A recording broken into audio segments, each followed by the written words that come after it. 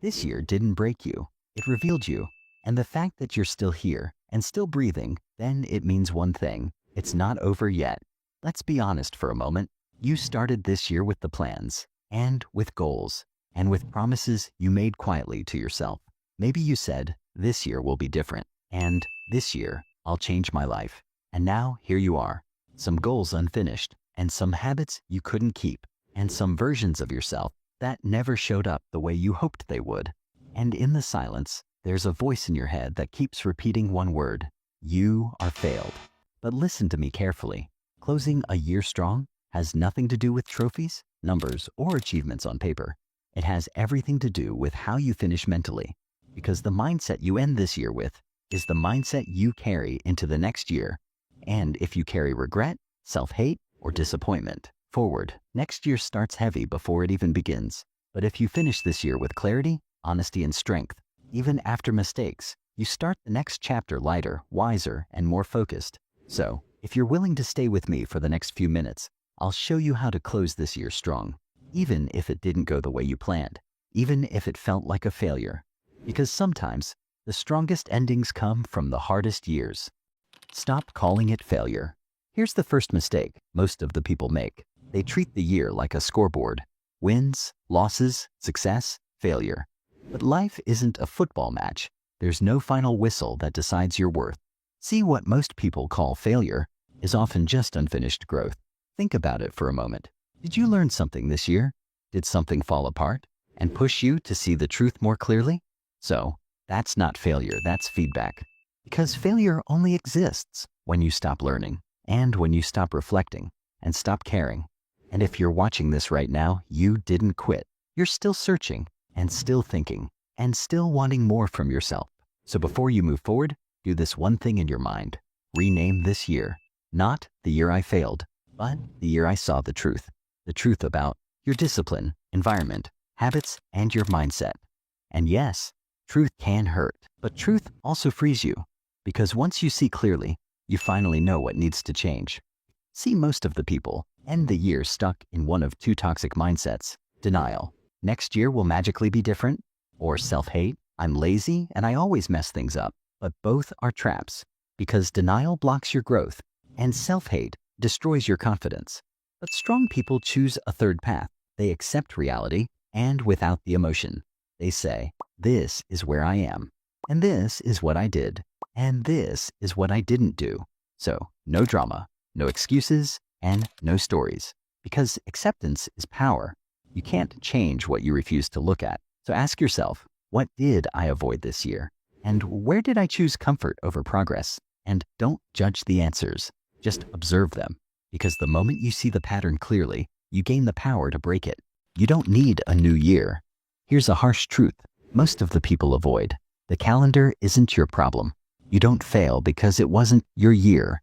And you fail because you keep trying to build a new life with the same identity, same habits, and same reactions. And then you expect different results.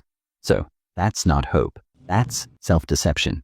So if you really want to end this year strong, mentally and emotionally, don't ask, what goals should I set? Ask something deeper. Who do I need to stop being? Maybe you need to stop being the person who waits for motivation, or the person who starts strong and disappears, or the person who overthinks but never acts, or the person who quits the moment it gets uncomfortable. Because identity always comes before the results. And the most powerful way to close this year isn't motivation. It's a decision. A decision about who you are no longer available to be, not next year and not January. Start right now. Forgive yourself. See, you cannot move forward while dragging guilt behind you. Because guilt feels like responsibility, but it's not. It doesn't fix the past, and it only poisons for the future. Maybe you wasted time, or maybe you trusted the wrong people, but it's okay. Because you're a human being. But here's the rule. You don't get to punish yourself forever for lessons you've already learned. That's not accountability. That's self-sabotage. Forgiveness is not about forgetting.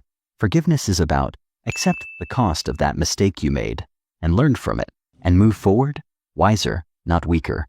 So close this year by dropping the emotional baggage, not because you don't care, but because you care enough to keep going. End the year with proof. And this is where most motivational talks lie to you. They tell you, get ready and plan big and write your goals. But strong endings don't come from planning. They come from proof. Before this year ends, you don't need to change your whole life, and you don't need a massive reset, but you need one small win that proves something to yourself, not to Instagram, and not to the friends, and not to the world, but to you. It could be waking up early for 7 days in a row, and finishing one book, and going to the gym consistently for 2 weeks, then cleaning your space and keeping it clean, and journaling every night no matter what. Just one small action, non-negotiable, and no excuses? Because confidence isn't built from big dreams. It's built from kept promises. And end this year knowing, I said I would do this and I did. That one feeling, that quiet self-respect, is what carries momentum into the next chapter of your life. Detach your worth from the outcome. See, one of the most powerful mental shifts you can make right now is this.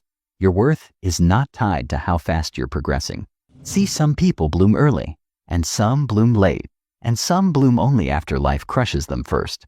That doesn't make you behind. It makes you human, because you're not on the wrong path. You're just on a different timeline. And one more thing, comparison weakens the mind.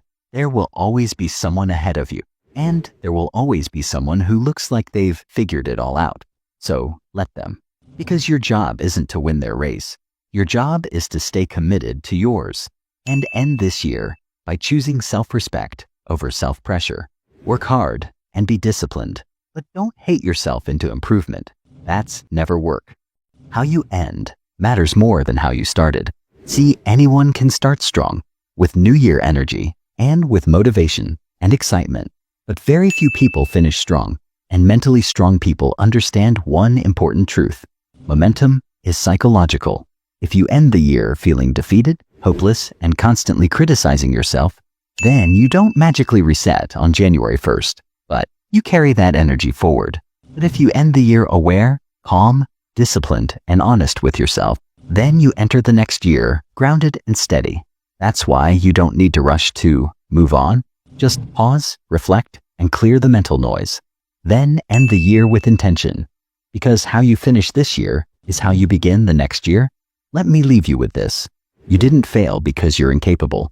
You failed because you were learning. And learning is messy and uncomfortable, but it's necessary. The fact that you're still here and still thinking and still searching, then it means your story isn't finished. This year didn't define you. How you respond to it will. So close this year strong, not with fake positivity and not with pressure, but with honesty, discipline, and with the self-respect. So finally, if this message hit you, don't ignore it. Take one action today, just one, that the old version of you would have avoided. Because that's how you close this year strong. And that's how you quietly prepare to shock everyone in the next year.